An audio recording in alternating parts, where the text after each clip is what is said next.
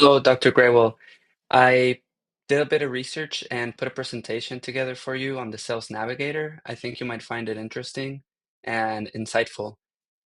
I will move on to the agenda. I will make it speedy and get to the point.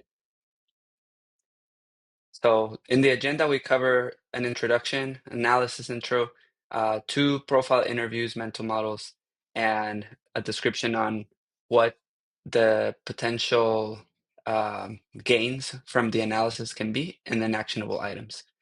So for the primary information that we have is I found a very interesting article on an analysis at Forrester, the one of the leading research institutions in the world, and this basically outlines how important the sales solutions business model of LinkedIn is for LinkedIn.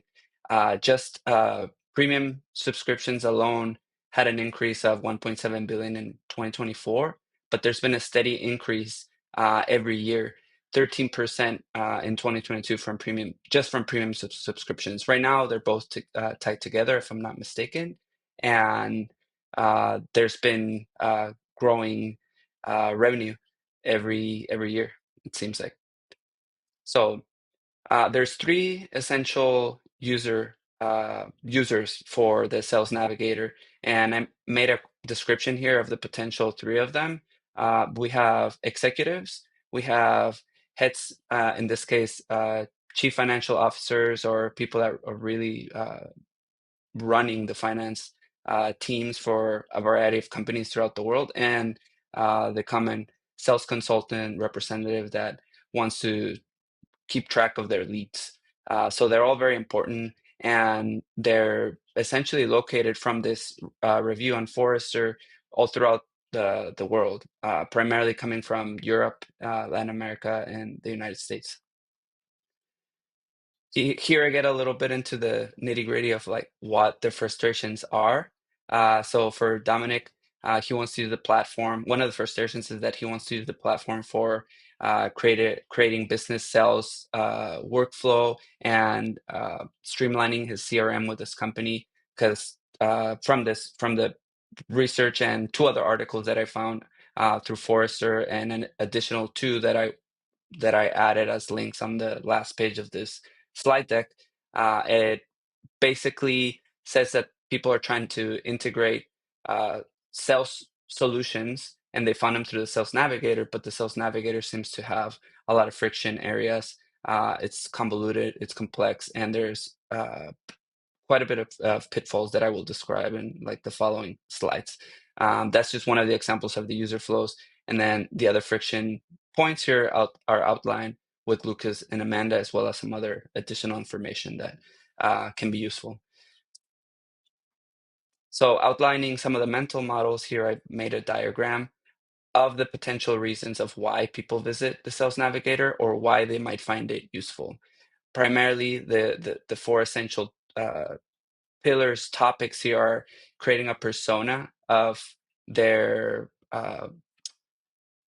clients, basically organizing financials and keeping track of that, and then tracking those leads, those financial leads or those personas, and then building and being able to organize this library of all this information. And as a summary and an analysis, here are just three brief bullet points of why these three users, in the case of the Sales Navigator, need the Sales Navigator and why is it so essential for them to have it be streamlined and functional. The actionable items would be identifying those user journeys, because I just don't want to give you the problems, but I want to provide solutions as well.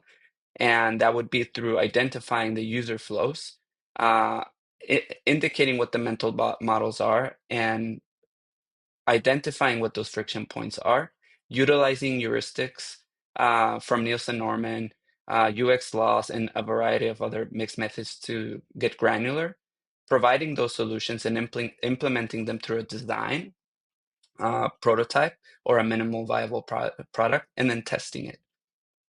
And on the following slides, I outline what some of these friction points and issues are.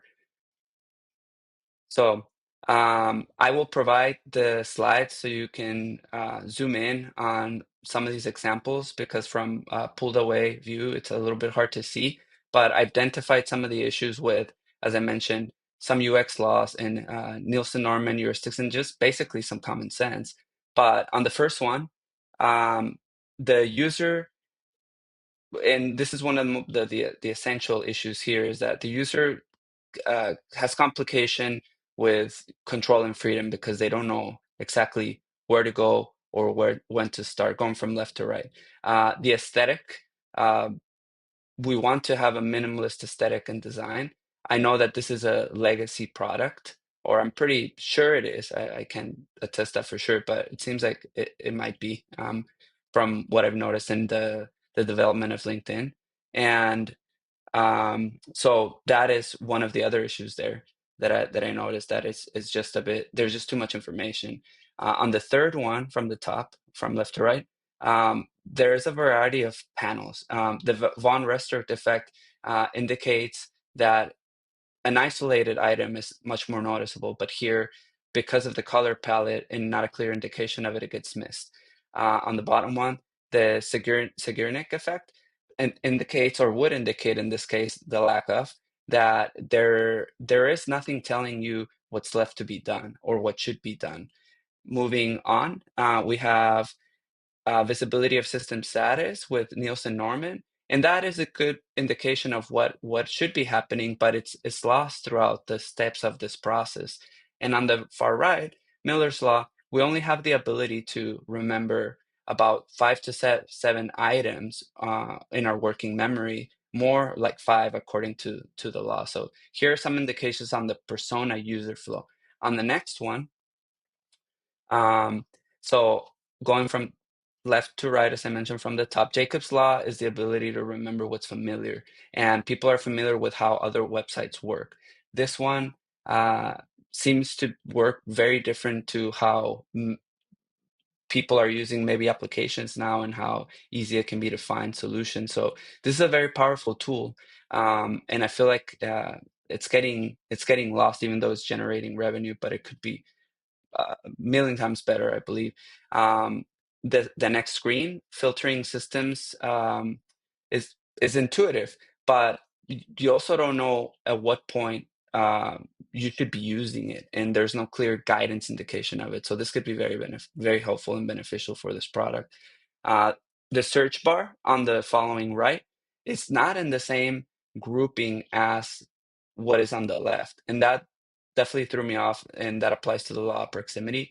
On the bottom now, Hick's law, that it just, there's too many choices for people to choose from, and that deters the users from being allowed to complete their tasks in a timely manner. Maybe it just spooks them from utilizing this because it's too overwhelming, which is actually leads to the following screen. The on the Doherty law from UX laws, it basically states that there should be a reciprocal amount of time that's spent on utilizing a system, and it has to meet the user's expectations. So there's a commonality there, and I think it's being missed. And as a last one, cognitive load overall for the sales navigator is just makes things very, very slow, complex, not it's not in a state of flow, and there's a lot of, it's broken basically. So that's something that I wanted to mention, and I thought it could be um, insightful for you, Dr. Grewal.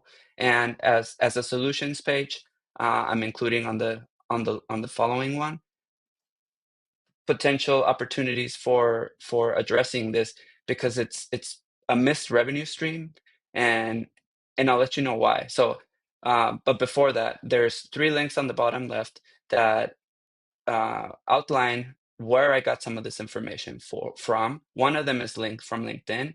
There's the Forrester study at the top, and then there's an article there that was posted on LinkedIn by one of the users, and they're describing the Sales Navigator as like a Frankenstein product, basically, and I thought it was funny that it's actually on the LinkedIn through LinkedIn, one of LinkedIn's posts. But anyways, the value proposition here is there's been a steady increase in revenue from this business solution. It's been a 5% on year one, an 8% on year two, and a 10% on year three. And it seems to be growing, even though it doesn't work very well, in my opinion. And please don't take offense to this. It's just my research and strategist perspective.